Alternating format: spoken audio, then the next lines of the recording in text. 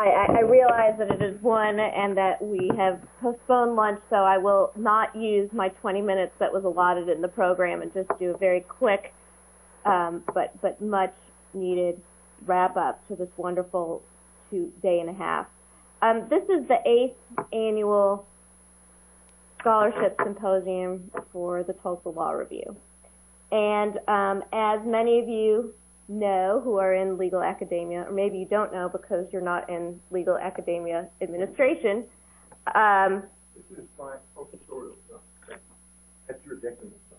Budgets are under some stress at universities across the country, but I can assure you, and assure all the students, that the budget stress will not diminish in any way our commitment to the scholarship symposium that we have been committed to for 8 years and will be committed to for the foreseeable future. And why is this?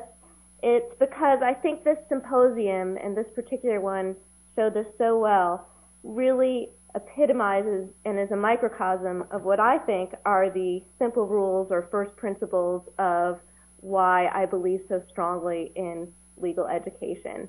And those principles and those rules are the following, and I think we saw this through so many facets of the discussion over the past day and a half.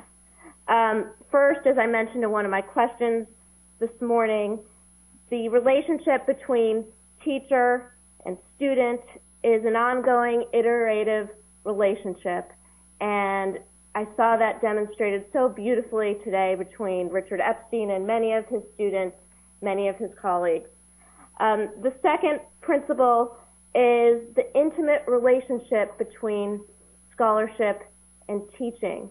I think sometimes legal academics talk about trade-offs between scholarship and teaching, but what we just saw here were world-class scholars and master teachers, and you can tell that through the way that they presented their ideas. The third principle is that what legal education is really all about is sparking passion, sparking intellectual curiosity, because that is the fuel, that is the energy that really propels careers to take such magnificent twists and turns, either in the academic arena or in practice. The fourth principle is that the law is really all about dialogue and discourse. It's just so fundamental to not only the study of law, but to the making of law. And the final principle, as Richard Epstein mentioned last night in his brief remarks, is that all of this has to occur with a strong veneer of civility and humor. And what we saw in all the comments and in all the presentations today and yesterday was just utmost civility and respect for ideas, even when those ideas sometimes are in disagreement. So with that being said, I must conclude with the sort of decanal thank yous, but they're so important because so many people went into making this symposium what it was. First, to my colleagues, many of whom participated, particularly Marla Mansfield, but many of whom introduced speakers and participated behind the scenes. It's really they are a source of inspiration and support to me, and thank you very much for your participation. And to the staff, who is somewhat invisible, but they're so good, and that's why they're invisible, because everything runs so smoothly. In particular, Karen Buteller, Lynn Miller, Ken Barton, and Jimmy Hart, they make this place tick and run and work just incredibly hard, and I'm so thankful. To the students, Samantha, Sarakowski, Marshall, I said some comments last night. I will reiterate, she was a student of mine. She is terrific.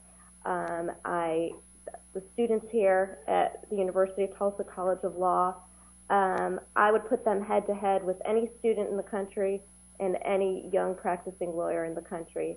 They are amazing, and their energy and vitality is an inspiration to me. And thank you so much for another flawless symposium. To our visitors who came in from afar who've learned that there are very few direct flights to Tulsa.